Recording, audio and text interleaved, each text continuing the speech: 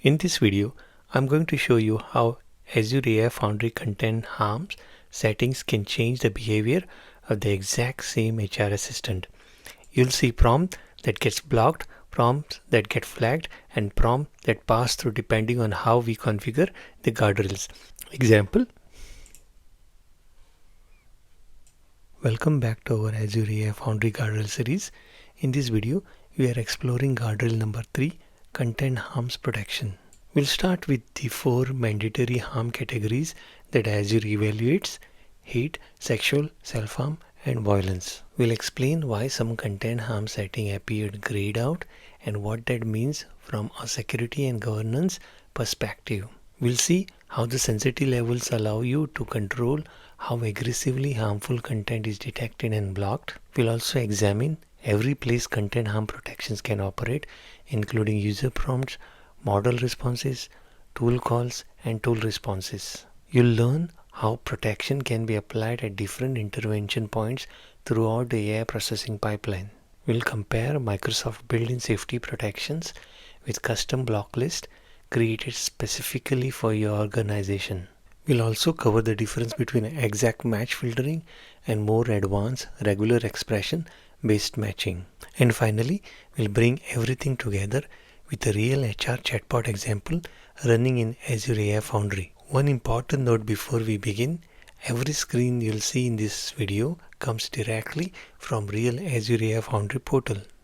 There are no mockups, no simulated settings, and no recreated screenshots. Everything is demonstrated using the actual product experience. If you remember only one thing from this entire video, remember this: content harms protection inspect both what goes into your system and what comes out of it. It helps prevent harmful content involving hate, sexual content, self-harm, and violence from reaching users. In other words, Azure is not only watching the questions being asked, it also inspecting the answers being returned. Let's see how content harms actually work during a real interaction. A user submits a prompt.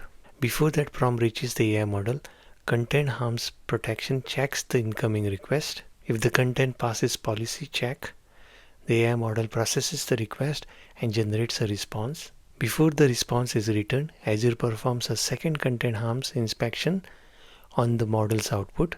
Only content that satisfies the configured safety policy is delivered back to the user. Think of content harm protection like a security guard at a building entrance. The first checkpoint screens everyone entering the building. The second checkpoint screens everyone leaving the building. If something is dangerous, inappropriate, or a policy violation appears at either checkpoint, it can be blocked before causing harm. That dual inspection model is what makes content harm one of the foundational safety control in Azure AI Foundry. The image illustrates the concept perfectly. On the left, harmful content is detected during input violation before it reaches the model. The approved request then proceeds to the AI processing layer. Before the generated response leaves the system, it passes through a second safety checkpoint. Only safe, policy-compliant content reaches the end user. Let's start with one of the most important things to understand about content harms in Azure AI Foundry. These 4 safety categories are enabled by default and form the foundation of Microsoft responsible AI protection. The first category is hate. This category helps detect and block content that targets people or groups with harmful, abusive, or discriminatory language. The second category focuses on sexual content. Azure evaluates requests and responses against safety policy designed to reduce inappropriate or policy violating content. Third category is self-harm. This protection helps identify content that could encourage, promote, or facilitate self-injury. The fourth category is violence. This category is designed to detect harmful, violent content and reduce the risk of dangerous outputs. Together, these 4 categories create a baseline safety layer that applies across every Azure AI Foundry project. If you're wondering why these controls appear locked or unavailable for removal, Azure gives us the answer directly in the portal. The tooltip states, content safety minimum control are required by your organization and cannot be removed. In other words, Microsoft treats this control as mandatory baseline protections rather than optional feature. This helps prevent accidental misconfiguration and ensures a minimum level of safety is always maintained. Here's the key takeaway from this section. These 4 categories are considered fundamental safety requirement for generative AI systems. They are not intended to be permanently disabled simply because a developer wants fewer restrictions. Even administrators configuring guardrails in Azure AI Foundry must operate within these baseline safety boundaries. Think of these controls as the security seatbelt that comes with every AI application. You can adjust many settings, but the basic protection remains in place. Now let's look at the setting you'll spend the most time configuring for content harms blocking sensitivity. Every content harm category uses the same concept. A slider determines how aggressively Azure detects and blocks potentially harm content. This is the actual content harm configuration screen inside Azure AI Foundry. Notice the hate category, sexual category, self-harm category, and finally the violence category. These 4 categories are always present because they are Microsoft baseline safety controls. What's interesting is that even when the checkboxes appears inactive, the protections are still enabled. You cannot completely disable these 4 categories. The minimum level of protection remains in place at all times. So the real question isn't whether these protections are on. The real question is how sensitive you want them to be. Let's start with lowest blocking. This setting provides the least aggressive filtering. Only content that is clearly harmful or clearly violates safety policy is blocked. In most cases, legitimate business conversation passes through without interruption. Think of this as a security guard who stops only the most obvious threat. Next is medium blocking. This setting increases sensitivity and catches more potentially harmful content. The content that falls into moderate risk territory may now be filtered or blocked. This often represents a practical balance between usability and safety. Think of this as a security guard who carefully checks everyone entering the building. Finally, we have highest blocking. This is the most restrictive options available. The system becomes extremely cautious and may filter content that appears borderline or potentially risky. This configuration prioritizes safety over flexibility. Think of this as a security guard who investigates everything that looks even slightly suspicious. Here's the easiest way to remember the difference. Lowest blocking means only obvious violations are stopped. Medium blocking means both obvious and moderate risk content may be stopped. Highest blocking means anything that could potentially be risky may be stopped. As you move the slider to the right, protection increases, but the chances of filtering legitimate content also increases. So far, we have discussed what content harm checks. Now let's discuss where those checks can happen. Content harm isn't limited to user prompt. It can inspect multiple stages throughout the AI workflow. This is the actual content harms configuration screen inside Azure AI Foundry. Notice the intervention point settings. This setting determines exactly where content harm evaluation occurs. When we open the dropdown, Azure gives us 4 possible inspection points. The first intervention point is user input. This checks what a user types before it ever reaches the AI model. If harmful content is detected here, the request can be stopped before any processing occurs. This is essentially your front door security checkpoint. The second intervention point is tool call. This applies to AI agents that can perform actions such as searches, database lookups, API calls, or workflow execution. Azure evaluates the action the agent is about to take before it actually runs. Think of this as inspecting the agent's intended action before allowing it to proceed. Third intervention point is tool response. This checks information coming back from external systems. For example, content retrieved from search results, a database, a knowledge base, or an external API. Before that information reaches the model, content harms can inspect it for policy violations. The fourth intervention point is output. This evaluates the response generated by the AI model before the response is shown to the end user. Notice that output is always enabled. This final safety inspection cannot be disabled. Regardless of how your application is configured, Azure always performs a final check before content leaves the system. Now let's look at the action column. When split by intervention point is not enabled, every selected stage uses the same action, and by default that action is blocked. So if content harm detects content that exceeds the configured threshold, Azure blocks it automatically. This keeps the configuration simple because the same behavior applies across all selected intervention points. Here's the key takeaway.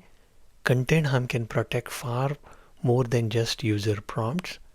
It can inspect user input, agent actions, external data coming back from tools, and the model final response. That means safety control follows the entire AI workflow instead of protecting only the checkbox. So far, we have seen the content harms can inspect multiple intervention points. Now let's look at one of the most powerful advanced features, split by intervention point. Instead of treating every single stage the same way, Azure allows us to configure each stage independently. This is the standard content harm configuration. Notice the output intervention point. Output represents the content generated by AI model before it reaches the user.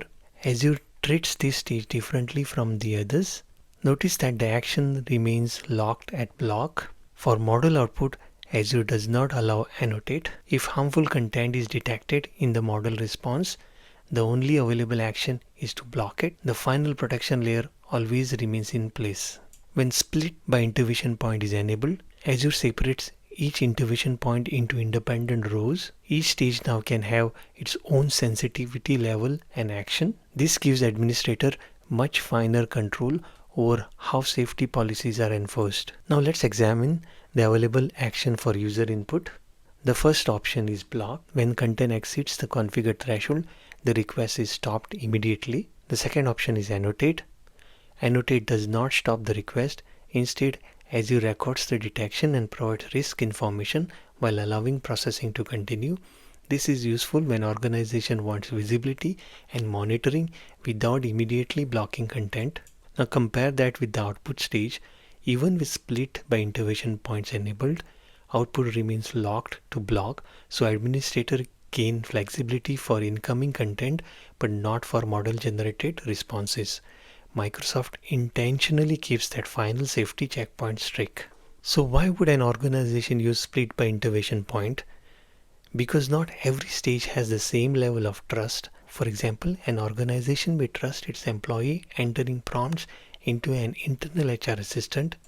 In that case, user input might use Annotate, so security teams can monitor activity without blocking employees. At the same time, contents coming from external tools, search results, or AI-generated responses may require much stricter controls. So different stages receives different policy based on risk. Here's the key takeaway. Split by intervention point allow Azure AI Foundry to apply different trust levels to different stages of the AI workflow.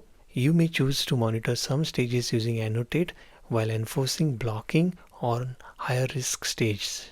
But regardless of configuration, model output remains protected by a mandatory blocking control.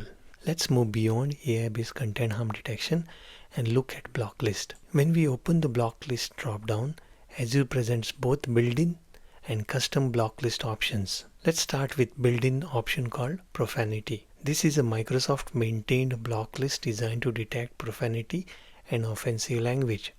You don't need to create, update, or maintain any terms yourself. Simply enable the block list and Microsoft handles the underlining vocabulary. Think of it as ready to use safety filter. But what if your organization needs to block something that Microsoft doesn't know about? That's where custom block list comes in. Custom block list allow you to define your own words, phrases, project names, codes, or identifiers. For example, you may want to prevent confidential project names, internal system codes, or business-specific terms from appearing in prompts or responses. In this case, your organization controls the list instead of Microsoft. The easiest way to remember the difference is this. Built-in Profanity is managed by Microsoft. Custom block lists are managed by your organization. Built-in protects against common language risk. Custom protect against business-specific risk. Content harms uses AI to determine whether something is harmful. Block lists are much more direct. They simply check whether specific words or phrases exist. If the term appears and matches your policy, the configured action is applied. Now let's create our own custom block list. Azure gives us two different ways to add block terms. The first option is adding terms manually. For a small number of terms, this is usually the quickest approach. You simply enter the term, choose how Azure should match it, and add it to the block list. This is useful when you have a handful of project names, keywords, or internal terms you want to control. But what if you need to manage dozens of terms? Instead of entering them one by one, Azure allows you to upload a CSV file. The CSV can contain up to 100 rows. Each row contains the term and matching type you want Azure to use. This approach is much easier when security teams already maintain list of restricted words or phrases. Regardless of whether you enter terms manually or upload a CSV, Azure needs to know how to match those terms. The first option is exact match. Exact match means Azure looks for the specific word or phrases exactly as defined. If the term matches, the block list rule is triggered. If the term doesn't match, the rule doesn't apply. Think of exact match as looking for one specific keyword. The second option is a regular expression, commonly called regex. Regex allows a single rule to detect multiple variations of a pattern. Instead of searching for one exact word, you are defining a matching pattern. This is particularly useful when terms may appear in different formats or naming conventions. Regex provides much more flexibility, but it also requires more careful design and testing. Use exact match when you know the exact word you want to block. Use regex when you need one rule to detect multiple variations of terms. Together, these options gives organization precise control over content that is unique to their environment. Before we move on, there's one important detail that easily to miss in Azure AI Foundry. By default, every content harm category uses the same action block that includes hate, sexual, self-harm, and violence when intervention points are not split. You'll notice the action drop-down is effectively locked to block. In this mode, Annotate is not available. Everything changes once split by intervention point is enabled. Now each intervention point becomes its own independent configuration. For user input, tool call, and tool response, Azure can now offer an additional action, Annotate. Annotate allows Azure to detect and label risky content without immediately blocking it. But notice that the output is still different. Even after splitting, output remains locked to block. Microsoft always enforces blocking for unsafe model generated responses. Here's the rule to remember. No split equals block only. Enable split by intervention points and Annotate becomes available for selected stages, but output remains block only regardless of configuration. Let's test our HR assistant.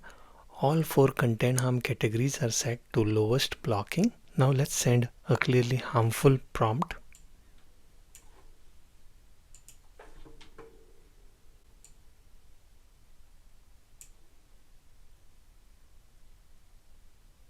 Even though we are using the least restrictive setting, this prompt should still trigger protection, and that's exactly what happens. The assistant refuses the request. The lowest blocking doesn't mean no blocking. Clearly harmful content is stopped. Now let's try another category and see if the behavior is consistent. Next, let's test the violence category. This is clearly unsafe content.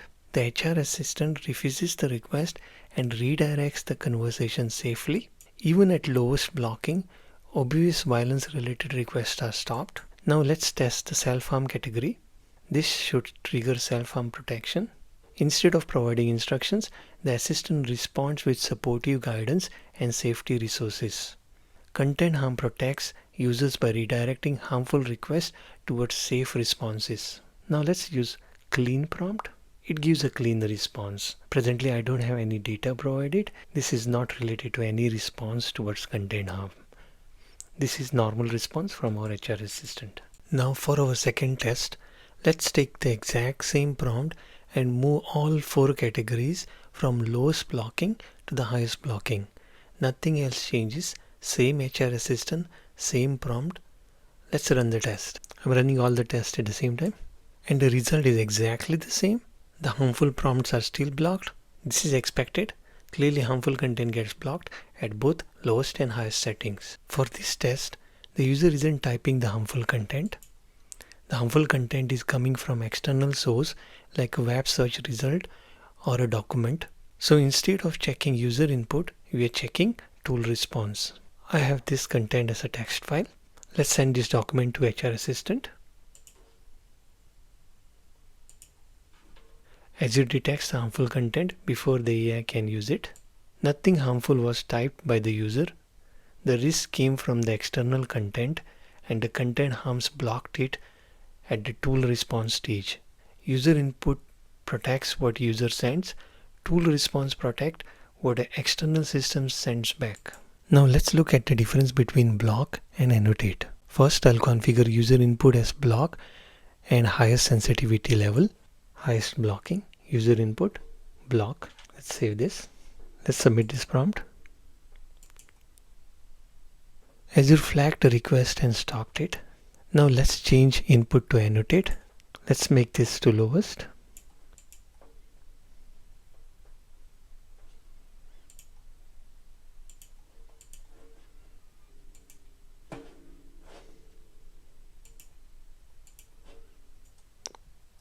Let's send the same prompt.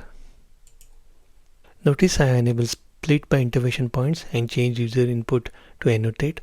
Notice the request is no longer stopped. The request reaches the model and the assistant responds normally. That's the difference. Block stops the request, annotate records the risk assessment but allows the conversation to continue. Organizations use annotate when they want visibility into users' behavior without immediately blocking every request. Let's test Microsoft built-in Profanity Blocklist. Select Profanity. Let's save it. Let's send this prompt. This is interesting. You see the backend errors. It's never sent this prompt to the backend model. Let's verify.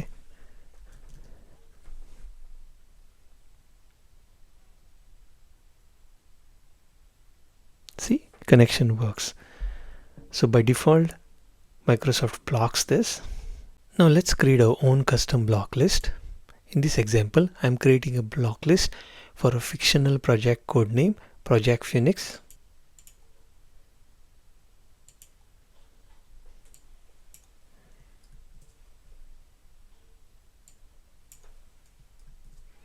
Exact match. I've selected Project Phoenix block list.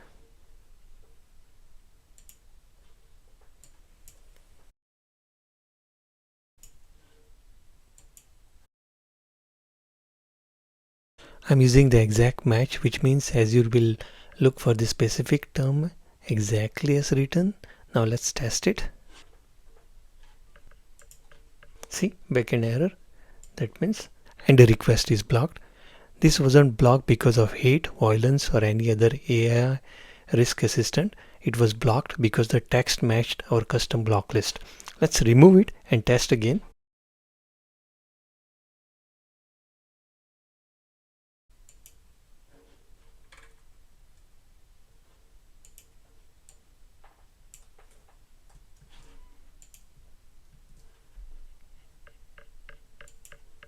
And it provides details.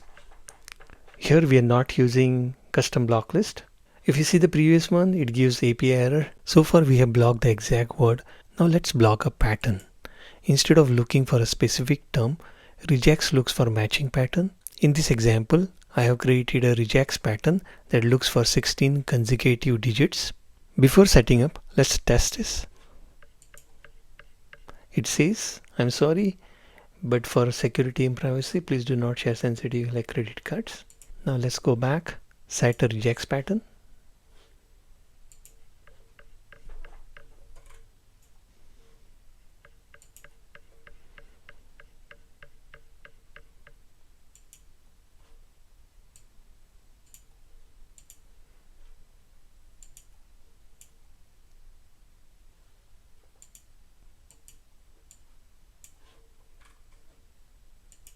Let's send the same prompt. See, it doesn't even send it to backend. It just throws the API error. See, it's connected. So basically it doesn't send back to the model. Now before reaching the model, it just blocks it. So a Regex pattern also works. The request is blocked. That's because the digits match the pattern even though the exact number was never defined. Now let's try short a number. Now if you see, it passes, but it gives the response, not the API error. Let's summarize what we have learned and test it. First, content harms always include 4 categories: hate, sexual, self-harm and violence. Second, each category can be configured with lowest, medium or highest sensitivity. Third, protection can be applied at user input, tool call, tool response and output. Finally, Blocklist let you block specific words or patterns using built-in or custom lists.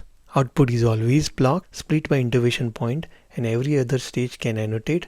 Output is the one exception. Put it all together and content harms helps protect your AI application from user input all the way to the final response. In the next video, we'll continue our Azure AI Foundry Guardrail series and explore another important safety control. If you found this video helpful, please take a moment to like, subscribe and share it with others. Every like, comment, share and subscribe genuinely motivates me to create more hands-on Azure AI Foundry demos and real-world security content. Let me know in comments which Azure AI Foundry Guardrails or AI security topic you'd like me to cover next. Thank you for watching. I am Nitin Kohl and see you in next video.